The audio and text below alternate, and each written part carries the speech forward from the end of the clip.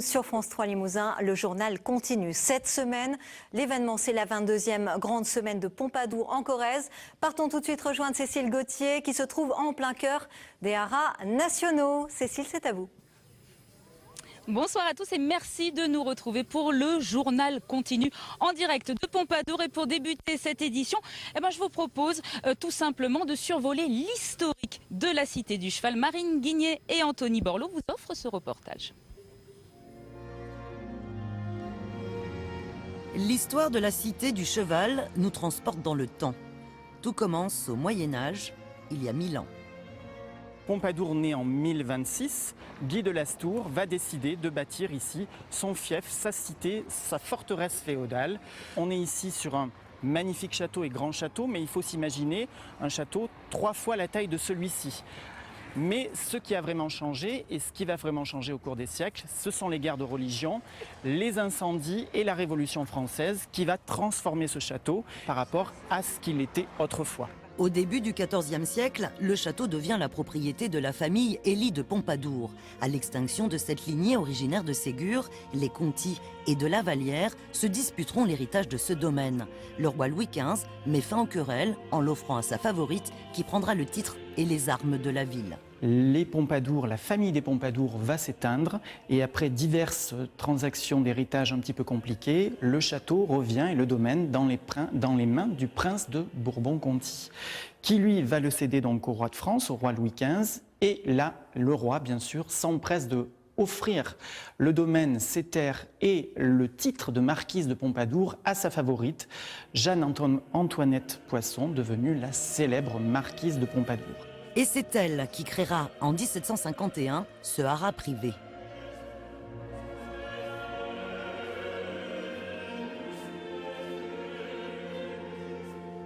C'est le jardin potager du château qui, de par sa taille et sa surface intéressante, fait que la marquise va choisir cet emplacement pour la création de ce haras et qui plus tard va devenir, bien sûr, avec la haras royal, puisque Louis XV tient à garder ce haras. Napoléon, lui, le transformera en haras impérial. Puis, à l'avènement de la République, il deviendra un site des haras nationaux.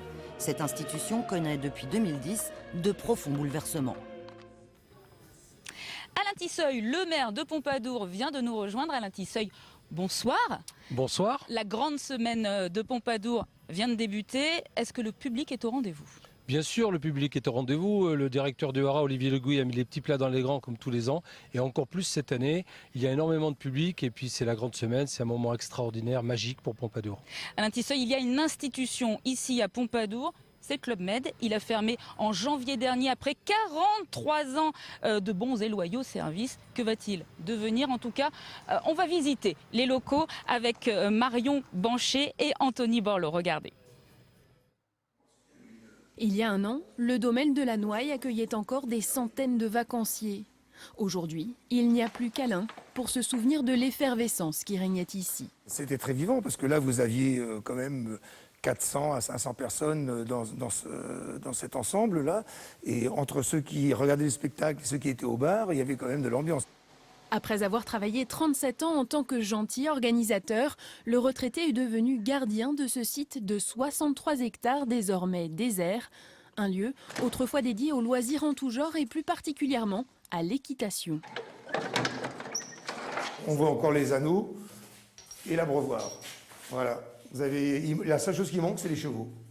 Lors de son inauguration en 1972, le site de Pompadour pouvait accueillir jusqu'à 200 chevaux et de grands noms venaient profiter des infrastructures dernier cri. Alain Delaroche se souviendra toute sa vie du jour où le couturier Daniel Echter l'a fait monter à cheval pour le tournage d'un film en hélicoptère. Et dès que l'hélicoptère est arrivé trop près, ne voyant pas d'où ça venait, les chevaux se sont emballés. Ils sont partis au galop en descendant toute cette prairie. Et là, la moitié des cavaliers, ils étaient à cheval sur l'encolure. Moi, je tenais la crinière. Il y avait des gens qui avaient des pieds qui étaient par terre. Et on se demandait si on allait rester à cheval ou continuer à pied. Depuis que le Club Med a quitté les lieux en janvier dernier, les infrastructures s'abîment à vue d'œil. Même le manège olympique est laissé à l'abandon. Pourtant, Alain continue de croire en l'avenir de ce domaine. C'est un lieu magique, malheureusement pas suffisamment connu, mais sur 63 hectares, vous avez vraiment beaucoup de choses à faire et à voir, même si on n'est pas féru d'équitation ou de tennis. Non, c'est trop beau ici. Pour l'heure, l'avenir de ce site emblématique de la région reste encore à définir. L'avenir reste à définir, mais Alain Tisseuil, vous avez déjà de grands projets pour le Club Med et même au-delà. Un projet qui s'appelle Destination Pompadour, qu'est-ce que c'est ? Absolument. Destination Pompadour, c'est une association qui a été créée avec la Caisse des dépôts, avec l'IFCE, donc les haras nationaux, la communauté de communes et la SEM qui portent les murs du Club Méditerranée, pour justement créer une station touristique et pour, disons, capter un investisseur touristique qui vienne s'appuyer sur le village de la Noaille, 65 hectares, des bâtiments somptueux, quelque chose à réviser, quelques bâtiments peut-être à revoir, mais un ensemble extraordinaire. Aujourd'hui, 18 cours de tennis, premier complexe européen de tennis, de la formation professionnelle derrière, de la formation professionnelle sur le cheval. Des repreneurs, vous en avez déjà ? Alors, je ne suis pas là pour vous dire ce que j'ai, mais en tous les cas, ce que je peux vous dire, c'est qu'on a travaillé et qu'on a des gens qui s'intéressent à notre projet, avec qui on est en grande discussion. Mais vous pensez bien qu'un projet de cette envergure, ça ne se fait pas en 2 coups de cuillère à peau. Il faut nous laisser le temps de bien travailler, parce que ce projet, c'est un projet qu'on va écrire l'histoire pour 20 ans, 30 ans. Et donc, on doit avoir un projet sérieux et qui tienne la route. Il faut repenser le tourisme, hein. On n'a plus les mêmes vacanciers que dans les années 80. Alors justement, on repense au tourisme et je voudrais remercier justement à cet effet-là la DRT qui nous aide énormément, tous les acteurs de tourisme en Limousin qui sont derrière nous justement pour le repenser différemment, pour recréer cette station touristique avec une thématique forte qui est le cheval, parce que Pompadour, son ADN, c'est le cheval. Et on est ici, dans la Cité du Cheval, et je veux que demain, dans le Club Méditerranée, on passe au cheval. Demain, Alain Tisseuil, la grande semaine continue. Ansel, Angélique, on vous attend pour la grande semaine du cheval de Pompadour. Bonsoir à tous. Merci Cécile, je ne vais pas tarder. Demain, nous parlerons dans le journal continu également d'équitation. Merci à tous de nous avoir suivis. Je vous souhaite une excellente soirée sur France 3 Limousin. Je vous donne rendez-vous demain à midi pile et à 19h bien sûr. Bonne soirée.